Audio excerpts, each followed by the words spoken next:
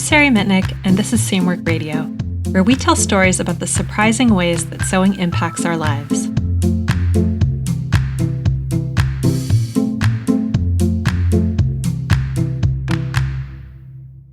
Welcome back to Seamwork Radio, where we share practical ideas for building a creative process so you can sew with intention and joy.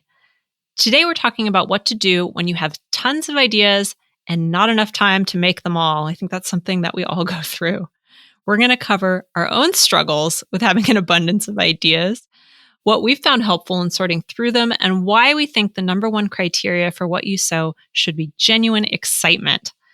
All right, so let's start with our icebreaker today, which comes from Regina. And Regina asks, what does your experience with emotions reflect? I think she means, what's your experience with your emotions being reflected in your sewing? And is it possible to compensate for that?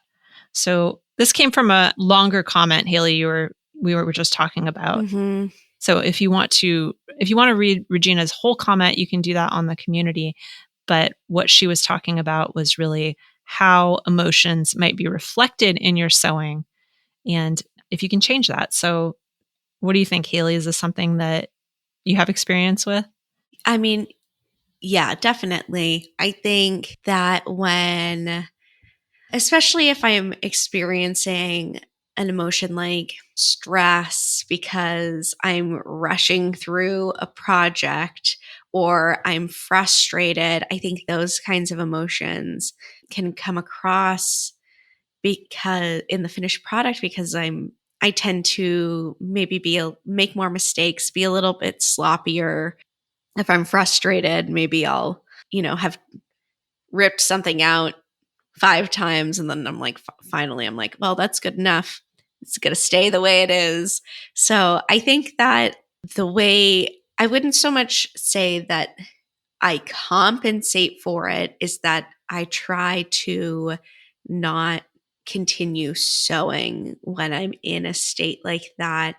I have like kind of a loose rule of if I've seam ripped the same thing like 3 times, then it's time to step away from it and take a break.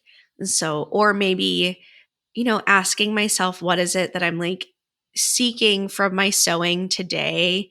If I'm in a stressed state, maybe I don't want to, maybe reaching for the more challenging project that I have is not something that's going to give me what I'm seeking, and doing something just a little bit more low key will yield better results. So I think it's more about like going inward and either removing yourself from the situation that's causing you the stress or pivoting to something that is going to help you reduce your stress a little bit more. That's like the advice that I would give someone else, because that is what I tend to do when my less good feeling emotions are reflecting on my work. Yeah, I think that resonates with me as well. I think the number one source of stress in my life is definitely a feeling of having too much to do and not enough time to do it in. And that can definitely be reflected in sewing, because sewing is a productive activity. You're making something and you might have limited time to engage in that activity. So it's really easy for that to translate into a hobby like sewing, and probably into other. I know it reflects in other hobbies I have as well, like gardening. I simply can't enjoy it to the same extent if I'm rushing through it and trying to get all my tasks done and do this amount in this amount of time. So I think when Regina asks about compensating for it, or maybe, changing that dynamic, I think all your tips are really good, Haley. I also think just like forcing myself to slow down and just enjoy the process and enjoy maybe a smaller piece of the process rather than worrying about finishing the entire thing or finishing a certain amount in a certain amount of time can help me not only to not be stressed about my sewing, but to also help to train me to do that in other parts of my life as well.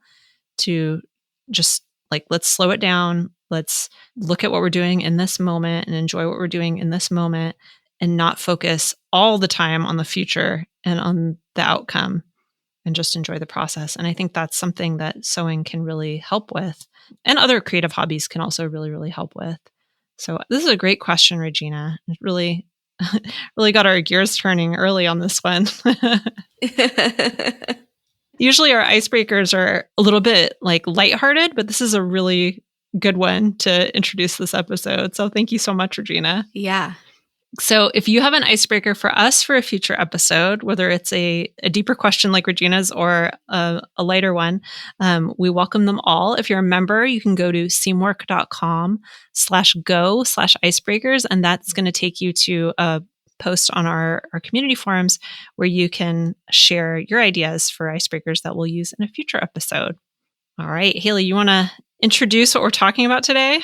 Yes. So today we're talking about prioritizing your sewing when you just have way too many ideas. And just full disclosure, I think that this is something that Sari and I both struggle with. We were laughing when we were outlining this episode because we're like, oh, I guess it's time to give ourselves a little bit of advice. And I feel like not an expert in this in some ways because it's something that I struggle with still, but also an expert in it because I struggle with it. So it's something that I deal with very firsthand. So we're going to do our best today to kind of take you through some of our strategies there. Something that comes up for us is that we have just too many ideas and not enough time. And this can kind of lead to this cycle of analysis paralysis. And I think that people who sew tend to have a lot of really fun ideas. We're inherently creative people, and it can be overwhelming when you have to finally, or you don't have to, but when you're finally getting out of that ideating phase and into the execution phase. And so we're going to talk a little bit of how to transition from one to the other. So, Sari, where do your ideas come from? Big question. I feel like I get this question a lot, and I think a lot of people who have creative careers or creative pursuits in their life get this question. And it's a hard one to answer, but I think at least for sewing, my ideas come from a variety of places, but really I get inspired by certain techniques. I really like details. I really enjoy like discovering really cool details in clothing and seeing how I can translate them or make a garment based on those details or put them together into something really special. So I think that's one place that my ideas come from. I have this whole Pinterest board that goes back years that's just design details, and it's just my favorite thing to look through when I'm trying to come up with ideas for projects. I think also just looking at, ready to wear clothing, what's out there right now, vintage clothing, historical garments, all kinds of stuff like that. Textiles, really interesting textiles, all kind of bring me inspiration and ideas. But I would say I'm a very detail person when it comes to sewing. What about you? This is a hard question for me because I find it hard not to be in a constant state of inspiration. So, I mean, I get my inspiration. I would say most of my ideas, inspiration for me strikes, I get kind of like the ghost of an idea. And that can be from, like you said, like a detail. It could be by like the silhouette of someone's outfit at the grocery store or crossing the street. It can be like the color palette of wallpaper. It can be kind of anywhere. And that's kind of the moment that, like I said, the ghost of an idea comes about. And then where I get really inspired is when I start sketching and iterating with that kind of ghost in mind. I think that that's when my ideas and my creativity like really comes to life. So it's kind of like a two-step inspiration process. I'm imagining all these like little ghosts floating around you. It's very spooky. I like it. I'm a spooky girl. That's funny. We call our cats the ghosties because our cats are both white. We call them the little ghosties. That's funny. Whenever Olive, our cat, like starts freaking out for some reason, Eric will be like, "What's wrong?" He'll think like, someone's knocking at the door or something. I'm like, I don't know, ghosties, man. It's the ghosties. It's all Haley's ideas floating around her house. All my wallpaper ideas, They're freaking all about. So what prevents you from acting on your ideas? Usually it's because I haven't brought them from ghost idea to like a more physical manifestation, like a sketch or something like that. So it's usually when they're just not fully developed. I would say that's kind of my biggest roadblock. What about you? Yeah, I would say that, but kind of as an addendum to that, it's more even before that stage, deciding and prioritizing which of the ideas I want to pursue. Because I might have a lot of ideas floating around my head, and just that act of making a decision about what I'm going to do and what I'm not going to do can be really challenging. Yeah. So I think that's where I get stuck the most. I think other people might get stuck on other aspects, like maybe just even getting started on the projects, maybe have an idea in mind, but actually starting on it, that can be hard too. I can get stuck there as well. Yeah, definitely. I'm coming from it in like two perspectives as a designer, but then also in my personal sewing practice. And my blocks for both of those things can be a little bit different, I guess. Yeah. Do you feel like you have more fun coming up with ideas or with actually making them happen? I think that they fulfill different things for me. But I would say making them happen is the most fulfilling, while ideating is like maybe a little bit more thrilling in a way. Mm. But I think that having the fulfillment of seeing something come to life like really fuels my creativity and makes me want to keep making. So I guess I would say more fun in that way. Yeah, that's interesting. I think that's true. It's sort of like the idea part of it feels very creative and it's really fun and exciting. The making part of it is fun in a different way, but it's the outcome that kind of like completes the cycle and makes you feel like that original spark of creativity has now been fulfilled, and that inspires you to keep going. So it's kind of like this loop.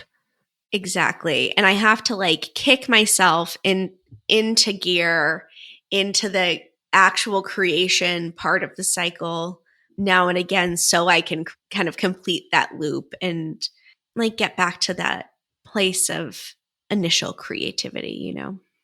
Yeah.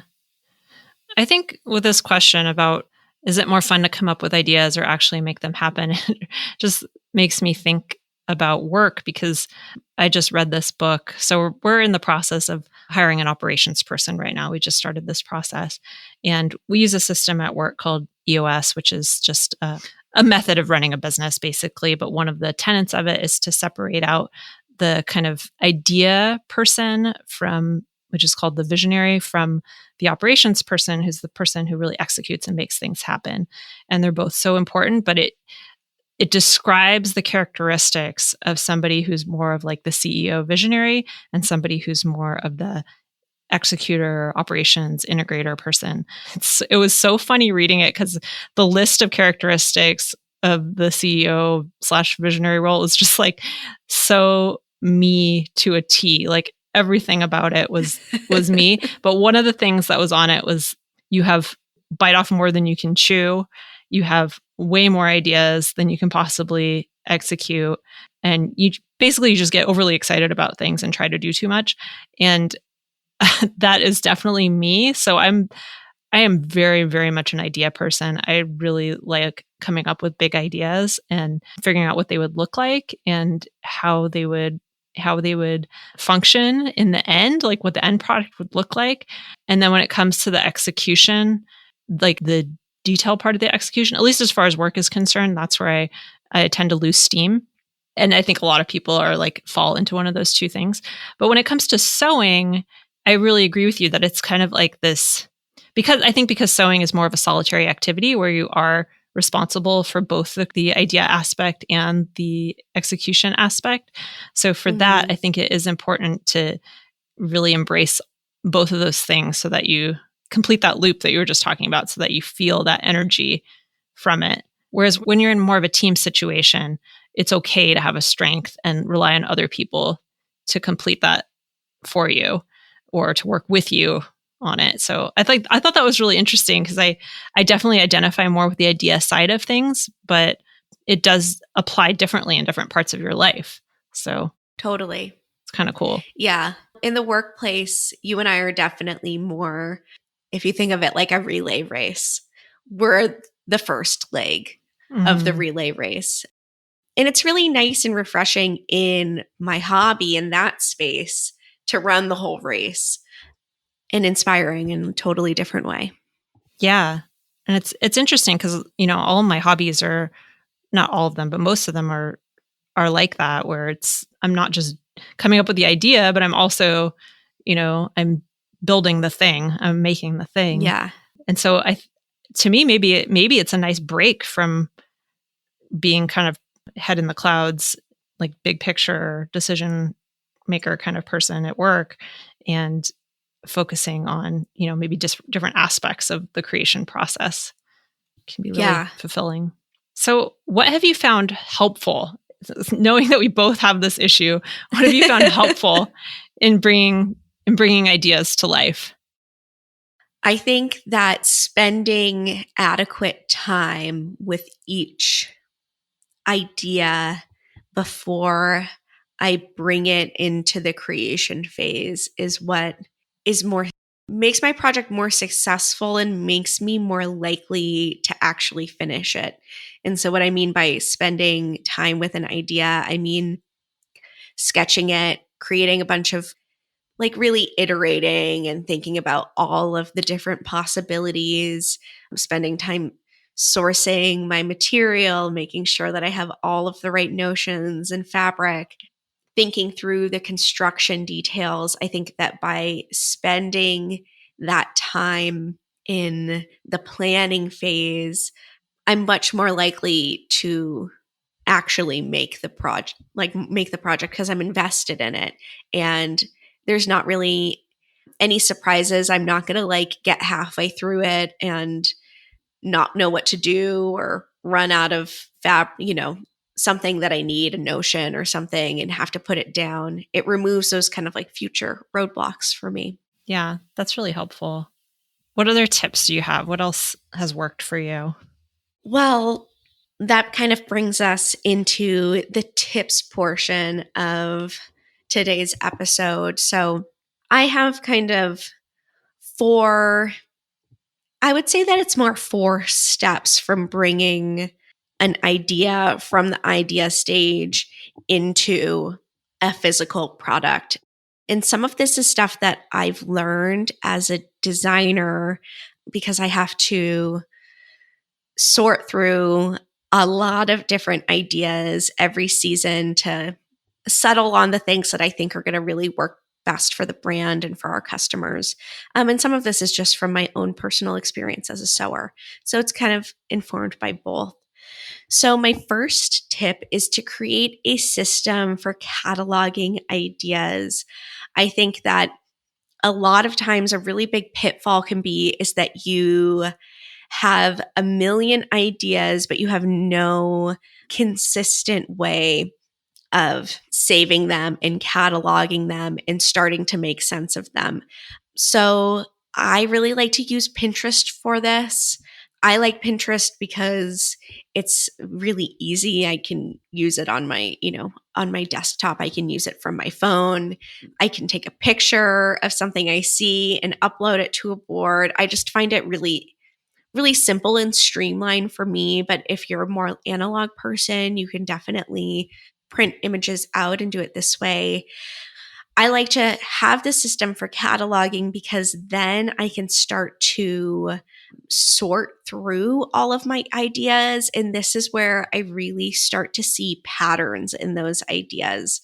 So maybe a pattern that I see is all a certain type of cardigan. I can sort all of those ideas together and start to like think about it in a little bit more concrete way instead of just having a million ideas and never really settling on one. After I've cataloged and I've kind of sorted through all of those ideas, I like to prioritize them. And with sewing, the prioritizing is kind of easy because we have like these constraints we're working with, right? The first one I always think of is what's seasonal. Am I going to be able to wear it soon?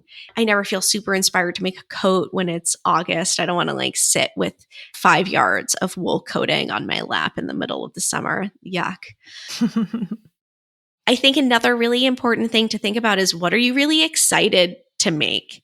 Because if you're not excited by it, you're not going to pick the project up again.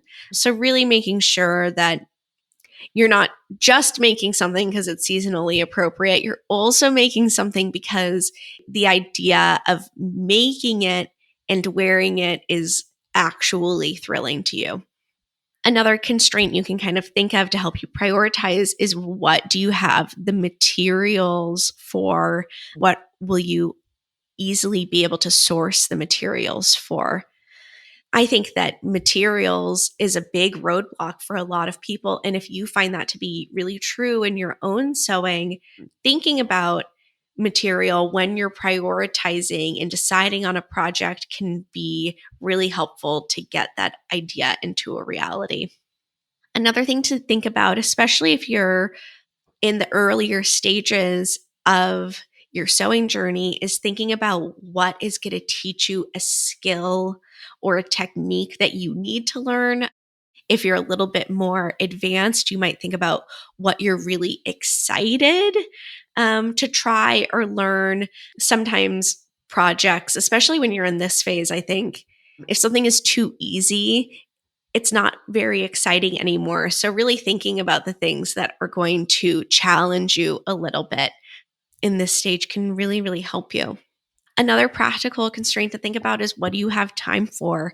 If your time for sewing is really limited, then maybe picking up something that's really involved is not going to be as exciting because it'll drag out for a lot longer and you might lose steam for it. So I think that's really important to think about. And another thing to think about is to think about the criteria you have for yourself in sewing. This is something we talked a little bit about in our last episode about curbing your shopping. We talked about what criteria you have for buying or sewing something new. Some common criterias include cost per wear, ideas around your lifestyle. If it fits your lifestyle, maybe your criteria is something in regards to physical comfort. So, thinking about your criteria and whether the project that you're like kind of percolating on fits that criteria. I think when you're in this ideating phase, it's really easy to get caught up in the fantasy. And when you stop and take time to actually prioritize, you can see what actually makes sense for your time, the constraints you have with sourcing materials, what actually works in your life, kind of like bringing the idea back down to earth in a way. Once you've kind of prioritized your projects, you've figured out what is actually going to work for you, your life, and your time, I recommend having some kind of space for actually planning out your next few projects. And what I mean by that is really sitting with these ideas and taking time to kind of work through all of the details now that you have kind of settled on those next few ideas that you really want to work with. Sarah, you've been talking about a new tool lately that you've been using. Yeah, I've been using an app called Milanote. It's Mila, Mila Note for this. And it's really cool. It allows you to create mood boards and project boards on it. So I used it for, I mentioned a while back that I took a garden design class, and this app was part of that. We used the free version of this app to create a board for planning out a garden design. And I liked it so much that I signed up for a paid account, and I've been using it for my sewing. And the way I use it is, like I mentioned in the last episode, I use Pinterest to sort of create a wish list of things that I want to make. And then when it's after I prioritize, which was the step Haley just went through, and decide what my next few projects are going to be, I've been using Milanote to then create a little mood board for my next few projects. So I have one board that has sort of like a mini queue of my next 3 projects on it. And that allows me to put the inspiration on there, put little, like a digital swatch of the fabric or the color that I want to use. Even allows you, it's not just images, you can also put like text lists in there, a to-do list. You can add all kinds of stuff to your project right there on the mood board. So it's really, really handy. And it just gives me a chance to play around with those design details and make those decisions about color, and maybe gather a few different ideas for fabric before making a decision on what fabric I want to use for it, make little notes on it. And I think you don't need to use an app for this. You could also do this analog. You could use a notebook for this, or you could even use our free planner for this, which you can download. There are a lot of ways that you could do this, but I'm really enjoying having this space. Pinterest is, I find, great for cataloging and for bringing together ideas and for capturing them over time. But I haven't found it that useful for actually creating something from all of that inspiration. So this is sort of an intermediary step that I've started using that I'm really enjoying. So check it out. They have a free version of it too. This is totally not sponsored, obviously, but you can just go to I guess it's probably just Google Milanote, or we'll put a link to the show in the show notes to it. But there's a free version. I think you can have like 3 boards for free. So you might even be able to make do with that. Yeah, that's maybe another constraint that you'll find helpful in whittling down your ideas a little bit.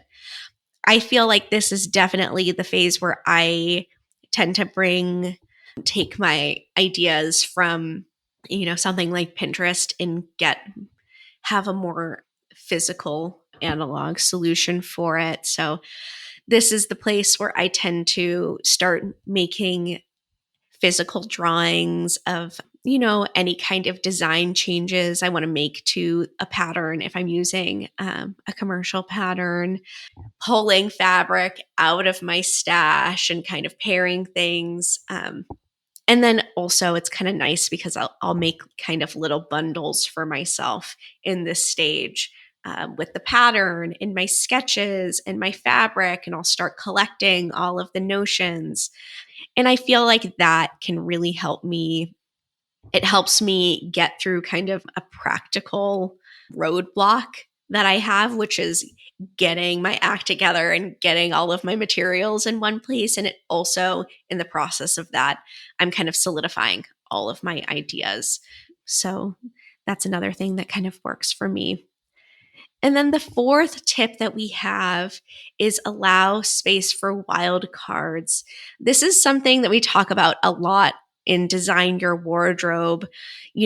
Sometimes a new pattern comes out or inspiration strikes and you just have to make something. And I think that it's really important to kind of capitalize on those moments of like real excitement. Because like I said earlier, I think being excited about a project, truly excited, is probably one of the most important criteria to choose your projects around. So I think it's really great to have these strategies for planning your projects and your sewing, but leaving room for wild cards, I think, allows a little extra joy to seep in through the cracks, because it is, after all, a creative process. And I think you would be robbing yourself of some major joy if you had to go by a very rigid set of steps every single time you set out to sew. That wouldn't be super fun. Yeah. I think it's helpful to have that mindset of having a process, but being flexible about it. Yeah.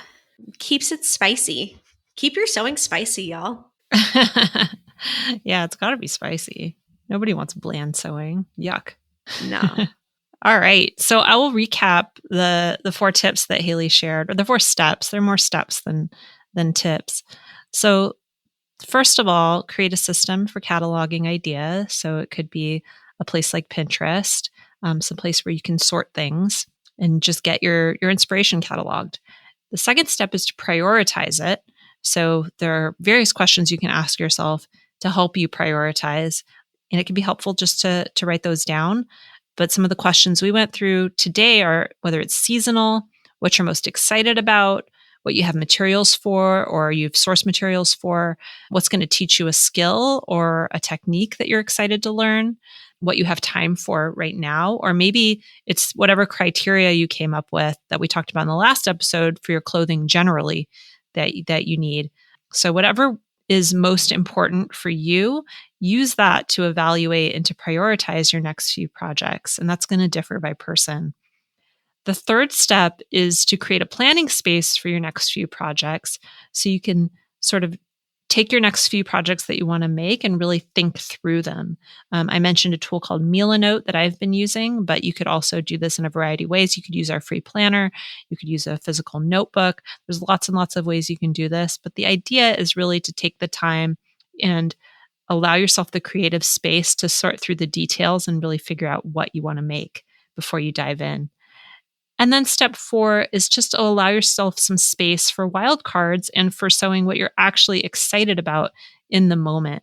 So we mentioned being excited as one of the important criteria when you're prioritizing, but sometimes things come up and maybe you didn't have them in your queue, you didn't really plan this out, but you're really excited to make it. And you should feel comfortable taking advantage of that and not feeling like you have to adhere to some kind of a rigid system when you're sewing, because it's about having fun and it's about expressing yourself, and whatever is going to allow you to do that and feel good about it is what's going to be best for you. So just allow yourself to have those wild cards once in a while.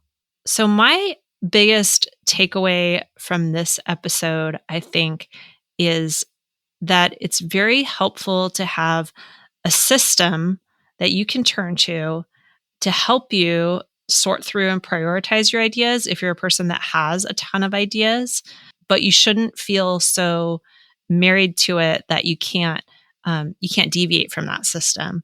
So I think the secret is having a process that works generally and that you can trust to help you, but at the same time that you can deviate from when you need to. What about you? What was your big takeaway? Yeah, I mean, I think that was a really good one. I think another one part of this discussion that really resonated with me is the idea that completing the cycle of creativity is what helps create momentum in my sewing practice. And that it makes me think that sometimes if I'm feeling, makes me wonder if sometimes if I'm feeling kind of creatively stagnant, if it's merely a symptom that I need to create or complete that creative cycle. So maybe just something, a takeaway that I am going to ponder a bit. Yeah, that's a good one too.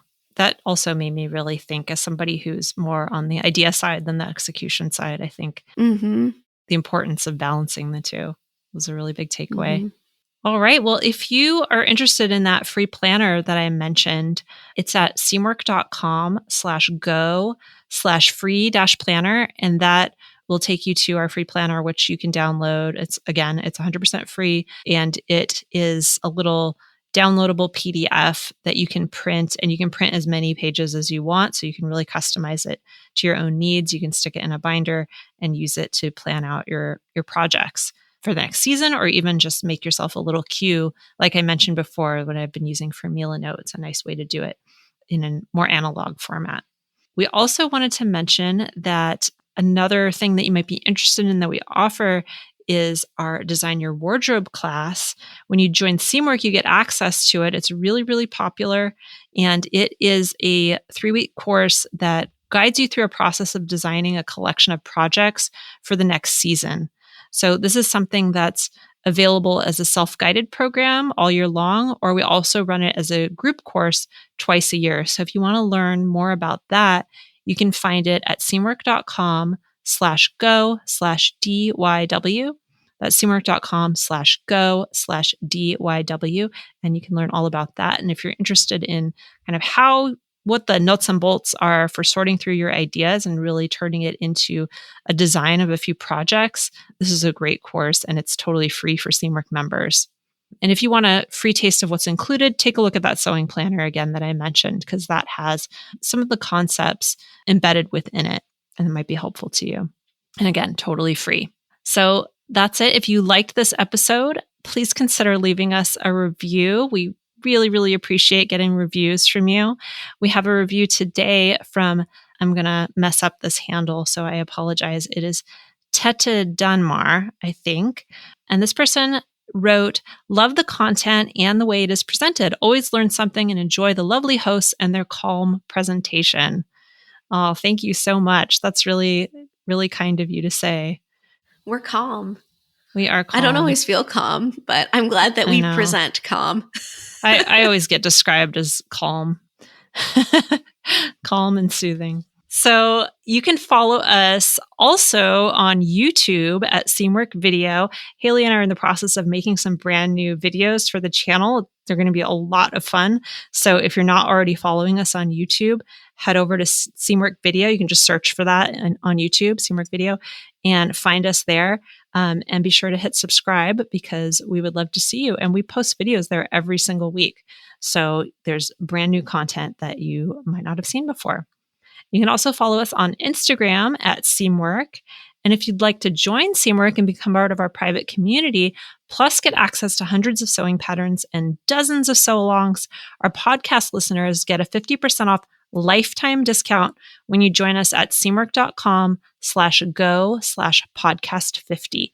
So that's 50% off our unlimited plan, and you get to keep that price for as long as you're a member, which is a really, really great deal. So that's at seamwork.com/go/podcast50.